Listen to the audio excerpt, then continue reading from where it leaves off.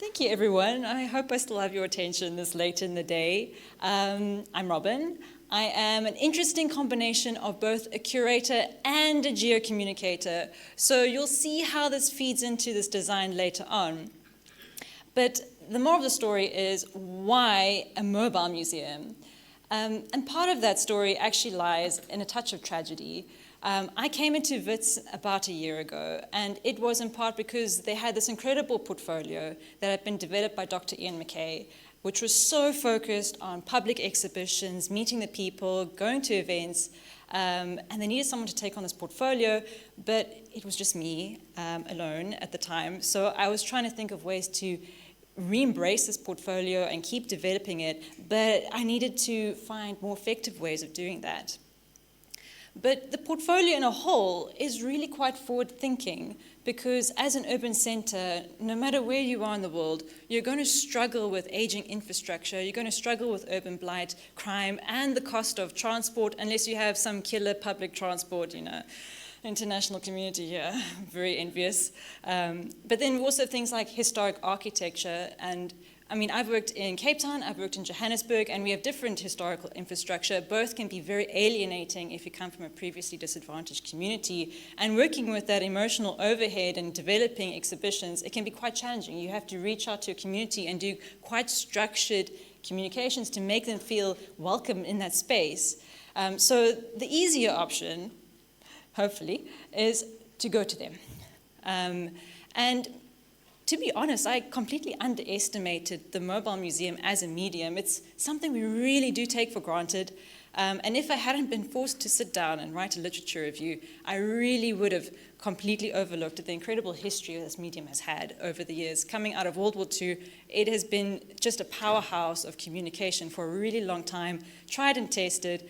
But particularly since COVID-19, I think I've seen it taking on a slightly different role in terms of the history and the use, because a lot of museums have been pushed to digitize everything. We now have digital museums, so why am I not making a digital museum, and why do I want to face the struggle of taking a piece of my collection that I, as the curator, am entrusted to protect and put it on very dangerous South African roads and drive it across the country, when digitization is there and very effective.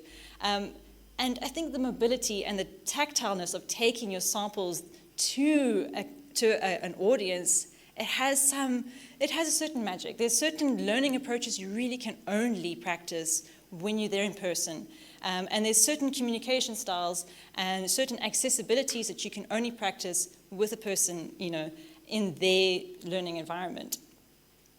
So this is my brief. In short, I need a mobile museum. I had enough budget to buy a trailer, and so everything had to fit into the trailer.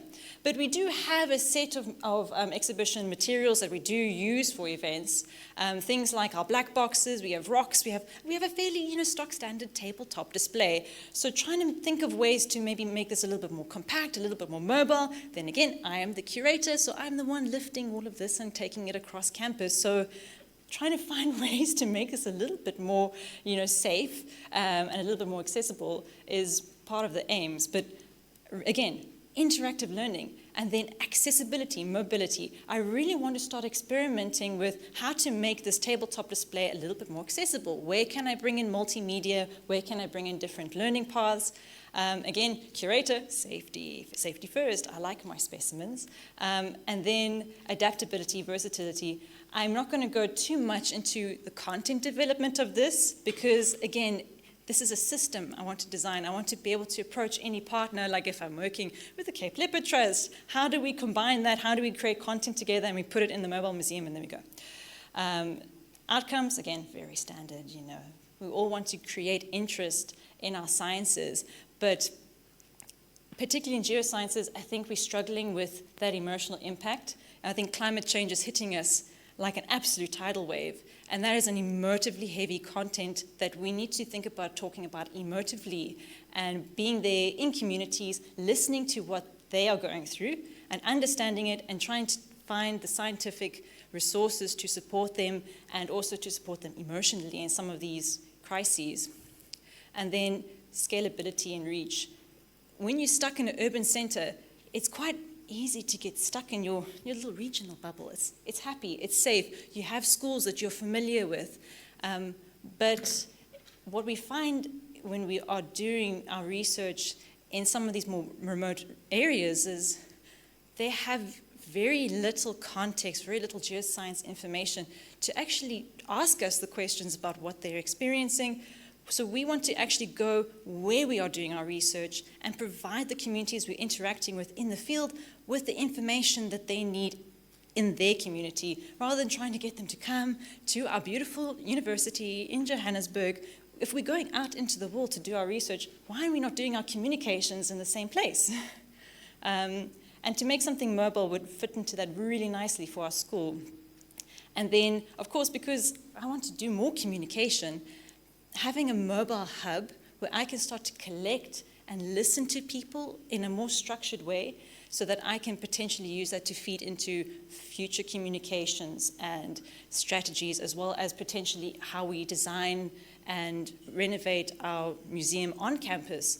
That would be very important. So trying to think of ways to make this hub into a source of evaluation information.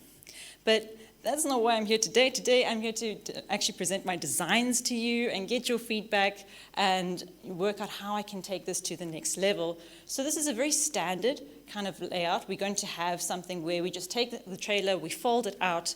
It's going to maybe take up 2 gazebos worth of space, so very quick and effective to set up. All packs away nice and neatly. But what I'm struggling with is to create a module, because I find when I have tabletop displays, you're working with a lot of degrees of freedom. Your samples can move, you have students taking it here, and so you stop communicating and engaging with the students that are here in your space, and you start becoming the curator, and you are trying to work out where everything is, and everything is safe, where did that sample go? And so I wanted to make a module where I could display things, but you can still interact with it, and your samples are kind of still safe.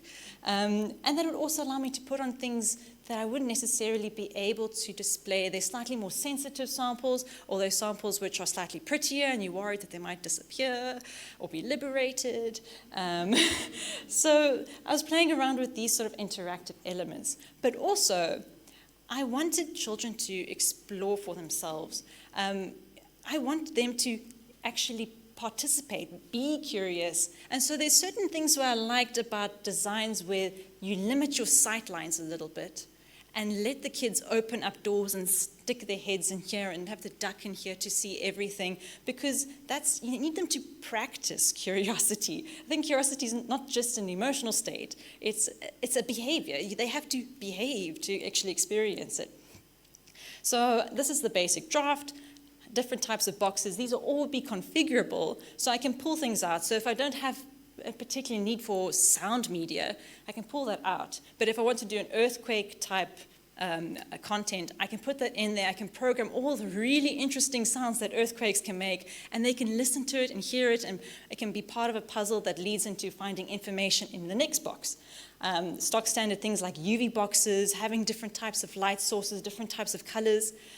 Display drawers, README cards, all these things they just give them a little bit of a degree of resistance, but can allow you to put things on display in novel ways. So this is what it would sort of be visualized with some sort of content where you can have something like a poster on display. So if you want to use it for slightly more applied sciences, where we have postdoctoral students and they've made a really incredible poster and they need to now showcase this in Anglo's head office, be like, yeah, great, let's go.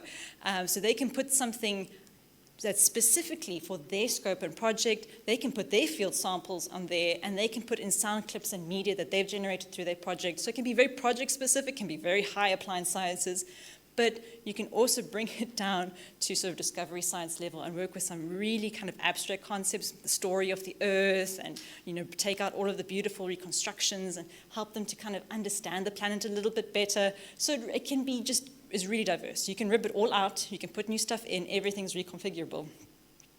And so I've started drafting this up and trying to create it into a resource where anybody can kind of download the cutting plan and build it themselves. It's fairly simple. is about an intermediate in terms of carpentry. I still need to build it out and develop it and test how easy it is to construct. But ideally, I want this to be something that a teacher anywhere in the world can download. You can take it to your local builders, and they cut it, and you just screw it all together with whatever you have lying around. I mean, I think the speaker is actually my computer speaker that I've deconstructed, and I'm going to install it into a box. So it's about using what you have in a fairly low-cost way, but it gives you an important tool that helps you to communicate a little bit better. So these are just basic configurations. I wanted to have an outdoor configuration where I pop up some gazebos, and you can have an outdoor space, or I can use it in my indoor spaces. So this is my poor museum. It's currently being used for storage. But the space in front of my museum is still a really incredible space for education, and so we often have pop-up exhibitions there. And then, obviously you can tell I had to do this presentation for geo-educators, but we have a lot of incredible connections we can make with schools where we can take this to a school and we say, great, you need some help teaching, social sciences, earthquakes and volcanoes. That's fantastic, let's go. And so we can create a few core exhibitions where we can tie in neatly with what's happening in education. So we don't have to reinvent the wheel, we're just doing some sort of curriculum enrichment, and we can develop that content or co-create that content with focus groups with teachers in the region and see what they would like to have enriched. And then, of course, the activities. Now that you have sensitive materials in a case, that gives you another bit of space to work with. I mean, often I feel limited to what activities I can do because you don't want to put your sensitive samples in the same space as the plaster of Paris for making the fossils is and the sand that's going to make your earthquakes. You want to have slightly separated spaces, so knowing something's there safely in the display allows me to go a little bit more artistic with the interactive activities. And then also now I have more space to do a science station and do things like dynolite exhibitions where they can sit there, look at different types of minerals under the dynolites and see what these rocks look like at these high resolutions. So I'm very excited. Please find me when I'm wafting around and give me any of your feedback and different design ideas and approaches perhaps you would like to see in a module like this. I'm here for the feedback, so thank you so much for listening. And yeah.